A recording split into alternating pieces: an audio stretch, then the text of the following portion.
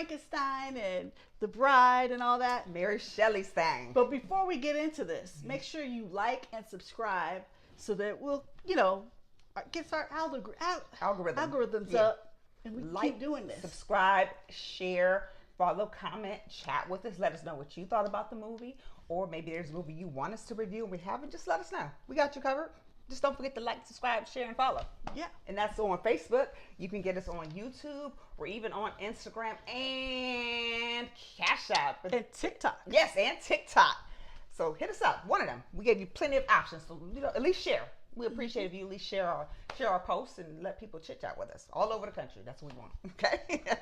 All right. So we're reviewing The Bride. It's rated R. It's 2 hours and 6 minutes long, and it stars Jessie Buckley, girl, Christian Bale, and Annette Bening.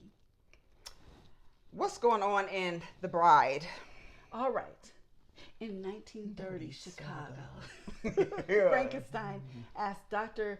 Euphronious. Don't ask me to pronounce it because I don't know. To help create a companion. They give life to a murdered woman as the bride, sparking romance, police interest, and radical social change. There's a lot going on in this movie. And I've got a mouthful to say. I'll let you want to get started first because I'm about to get myself real worked up in here. Oh, Lord. So I'm going to let you go ahead and tell us what you thought about the movie first, and then I'll follow up. You want me to go first? Yes, because I'm trying to suppress some things for a minute, and I'm about to blow up. Okay. So I'm going to calm down for a minute. It was different than I thought it was going to be. It was a touch better than I thought it was going to be, but it was a little abstract, a little awkward. Very. Maggie Gyllenhaal, I don't know what's going on in her brain, in her mind, but she may need to see a therapist. I know why, though. Work her feelings out. I know why. It was extremely abstract. That's the first thing I thought. When it came on, it probably took me about 20 minutes before I got into it. Because it opened with Mary Shelley talking, describing some things. Because this Jessie Buckley, she played more than one role. The woman is freaking phenomenal. Like, god damn, she played both Mary Shelley and the bride. Yeah, and actually she did, I want to say and three. Herself. She played three. Yeah. Girl is off the chain with her acting. Okay, so she brought it down in this movie. I'm going to say Christian Bale was good too. You know, the guy is good. Oh, yeah. Matter of fact, I just watched American Psycho a few weeks ago. I just had to refresh. But anyways, she handled, this movie was hers. I'm sorry to say, everybody did a good job, but her acting was freaking superb. Here's the first thing I hit. So it took me about a minute to get into it. I'm like, okay, this is a very abstract adaptation. You know, there's been tons of adaptations of Frankenstein, and this was The Bride with an exclamation point at the end. And it was intentional for that to be there. So first it hit me. I'm getting into it. I'm starting to get into it. I'm starting to like it. Okay, I'm liking this more because I heard some critics beforehand. And I'm like, I'm not listening to that because first of all, this is Maggie Gyllenhaal, and you know how we are. We want to support minorities, and we want to support women. And I want their name to be up there when they bring it. Yes. It hit me, and this may be a trigger for some people, and I'm not sure if I recall if the theaters announced this beforehand because it might trigger. The number of times this woman got sexually assaulted in here was jolting to me. The violence against her was jolting. And when I started doing the notes, I found some stuff. Maggie Gyllenhaal did it intentionally. She wanted you to be uncomfortable, and she wanted it to be in your face, and boy, did she do that. Because it was blowing my mind, like, this woman is sitting here getting sexually assaulted, and this is like, she's in the wrong? Even both of them, and also who makes the determination of what's a monster? Because, well, first of all, they were very smart, which that's a whole other, two people who were once dead were extremely smart. But everything that happened to them in here, because it ended up being almost a tragic love story. You know, at some points I was almost feeling Bonnie and Clyde-ish, but the thing is, they didn't go out looking to hurt anyone. Not ever. Not one time. People went at them all the time. And when they finally decided to defend themselves, then here comes the townspeople with their fiery torches calling them monsters, and we got to get rid of them. But that's not even what happened in here. Different. Yeah, because they look scary. different. And apparently that made it okay for you to sexually assault the woman and assault him. And it was jolting, and I'm glad she did it in the face because, honey, it worked. I was feeling like, damn. And I appreciated it more for her doing that. And I'm just going to guess most of the critics were probably men. She wanted you to feel uncomfortable.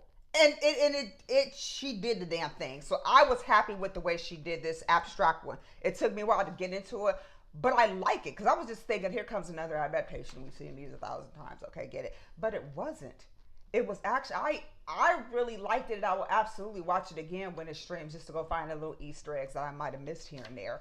But let me tell you, Jessie Honey, and she just won an award for, is it Hamlet? I think. Mm-hmm. So she's out there doing it in Hollywood. She is. And I think she picked the perfect casting for this. Perfect. Her and Christian Bale's characters, they had chemistry. And sometimes it was just a rush to see them doing what they do.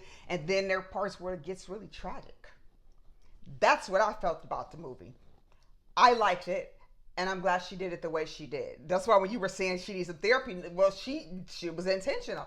And it made us feel something like, what the? Okay, well, who did this? And it was intentional. This is the kind of movie you really have to pay attention to, yes. too. Mm-hmm. I mean, I got it because she's playing like 3 characters. She's playing, herself. Mm-hmm. Then she gets possessed, by Mary Shelley. Then she gets changed into the bride. Mm-hmm. So she still has some of her mind left. She has Mary Shelley is in there. And she's the bride. So it's crazy. You can't just be texting or doing anything halfway really paying attention. Yeah. Or you might, get a little confused. Yeah, you will. And you will. And it was really intense in the theater, so I didn't have people talking or anything like that.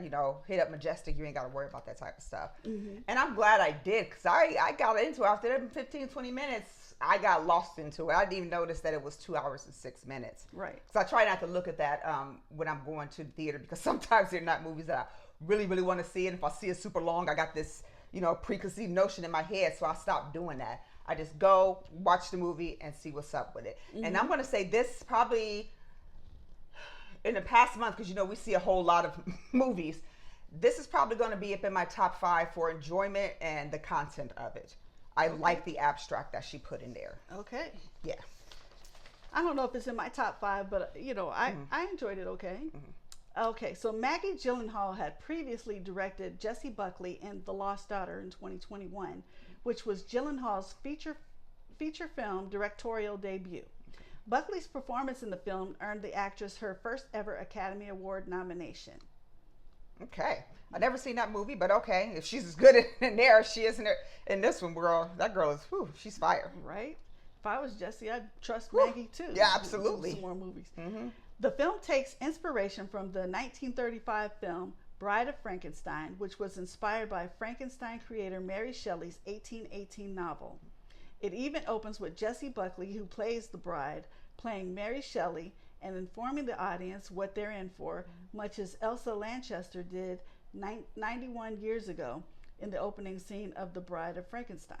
Okay, I didn't even know that she did that. Mm-hmm. I think I've seen The Bride of Frankenstein, but I did not remember that it was, she did that too. Director Maggie Gyllenhaal cast real-life husband Peter Skarsgård and her brother Jake Gyllenhaal in major roles.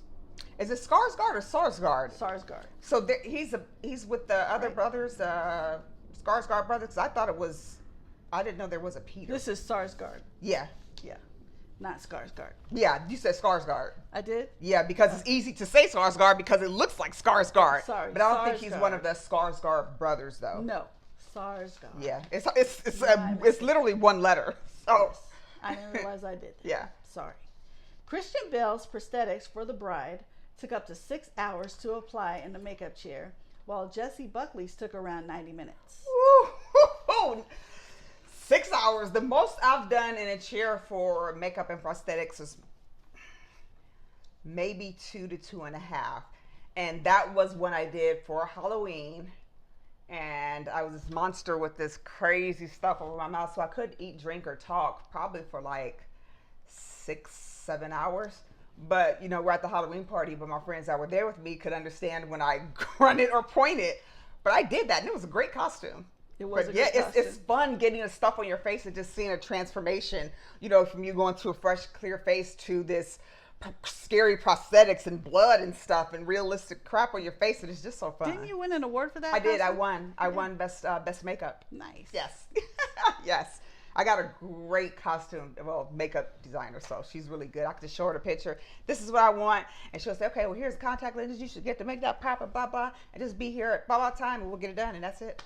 I just show her a picture. She's that good. She's worked on movies, doing makeup and stuff on movies, so she knows how to do all the fun stuff. So, yeah. Okay. All right.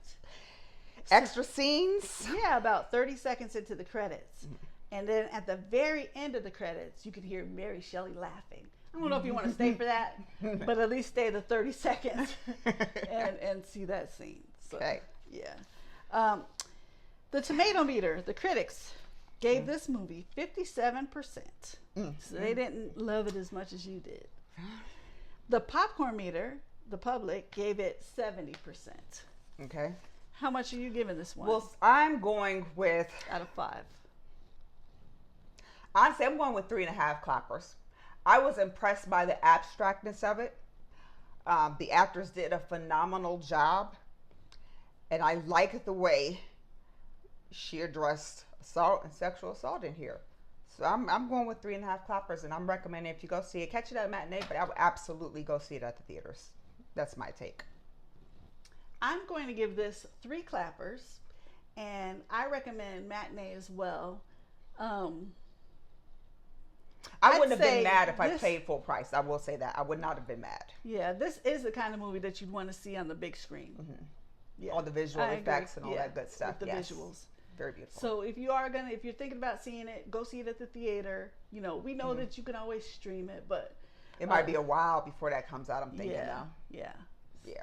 Go ahead and see it at the theater at matinee prices is my advice.